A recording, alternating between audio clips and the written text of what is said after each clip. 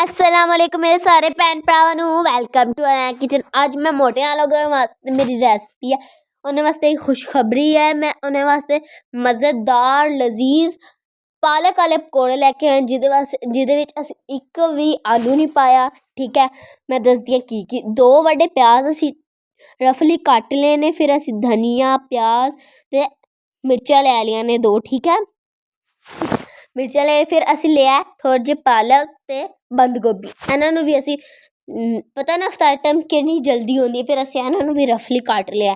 ठीक है, मैं क्या थोड़े नाल पालक दे पकौड़ियां दी रेसिपी भी शेयर कर ला। ठीक है, फिर असीं थोड़ी जेही लेइयै मेथी बेसन ते मस्ट होंदा ना, फिर ओह भी लै लिया।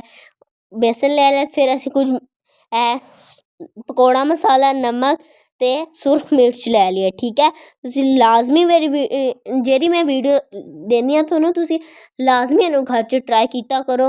ठीक है, जेह्ड़ी स्यापा चीज़ आह्ली सी ना ओनू भी ट्राई कीता करो, क्योंकि पता ना फिर अम्मी डांटदी कि रिशामा देखदी रैह्नी है तू चुप करके सीधे पकौड़े बनाया कर। ठीक है, फिर असीं नाल धो भी लैना। मैं थोड़ी बहुतां गल्लां करदी आं ताकि तुसीं फनी हो जाओ, मज़ा आसे तुहानूं मेरी वीडियो वेखण दा। ठीक है, मेरी वीडियो वेखण दा तुहानूं मज़ा आसे। फिर असीं सारे शैवां नूं लै लिया एक बाउल च पा के, फिर असीं जेह्ड़ा साढ़े कोल बेसन सी ओह भी असीं एह्दे विच पा लैना। फिर असीं इहनूं चंगा मिक्स करना है बेसन पा के। बेसन पा के असीं सारी शैवां नूं एह्दे विच रलाना है। ठीक है, मिक्स कर लेना है। फिर जेह्ड़े साढ़े कोल मसाले सी ना ओह भी असीं एह्दे विच पा लैने, जिहदे विच सुरख मिर्च पकौड़ा मसाला ते नमक सी। ठीक है, ओह भी एह्दे विच पा के फिर असीं इहनूं भी मिक्स कर लैना, सारे मसालिआं नूं मिक्स करना है असीं। फिर जेह्ड़ा इहनूं मिक्स करके फिर असीं ना बनाने न पकौड़े। ठीक है, असीं थोड़ा जिहा ना ऑयल भी पा लिया ताकि जेह्ड़े साढ़े पकौड़े ना ओह् नरम बन। तुस ऑयल ना पाएओ ना फिर थोड़े पकौड़े सख्त बनदे न ते पेट बिच दर्द होंदा, 2 तो ज़्यादा खा लो ना फिर पेट बिच दर्द होंदा है। ठीक है, तुसीं मेरी वीडियो नूं लाइक ना कीता ते सब्सक्राइब लाइक ते करदे हो तुसीं, फिर तुसीं मैनूं कमैंट्स विच दस्सेआ भी कीता करो ना कि मेरी केह् गलती है, मैं उन्नूं सुधारां। ठीक है, फिर असीं सारियां शैवां नूं हत्थां नाल पानी पा लिया, फिर असीं सारी शैवां नूं हत्थां नाल मिक्स कर लैना।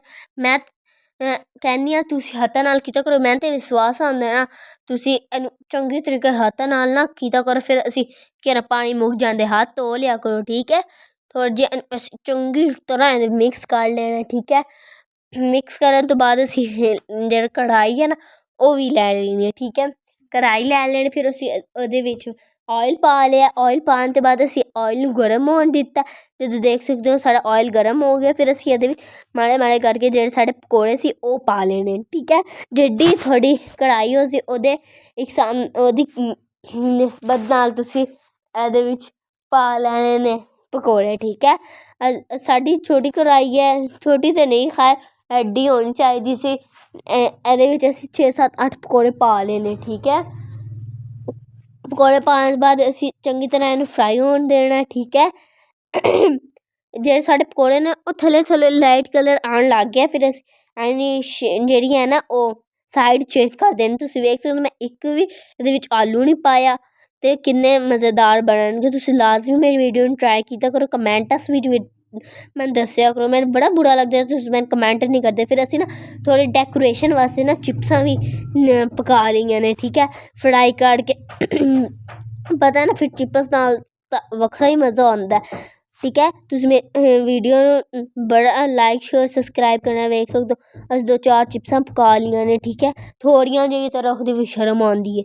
ठीक है, तुसीं अपने खानदान नूं खाइयो कि किन्ने मज़े दा, फिर भी खानदान ने कोई ना कोई नुक्स कड्ढना ही होंदा। ठीक है, वेख सकदे हो मेरे पकौड़े ते चिप्सां किन्ने मज़ेदार त्यार ने। तुसीं लाइक मेरी वीडियो नूं शेयर ते सब्सक्राइब ते मैं कहनी आं कमैंट्स विच ना दस्सेआ ना फिर वेख लियो। ठीक है, लाइक भी कीता करो, शेयर भी। मैं किन्नी दफ़ा तुहानूं पूरी वीडियो च कह लिया। फिर असीं एह्दे नाल 2 किस्म दी चटनी लेइयै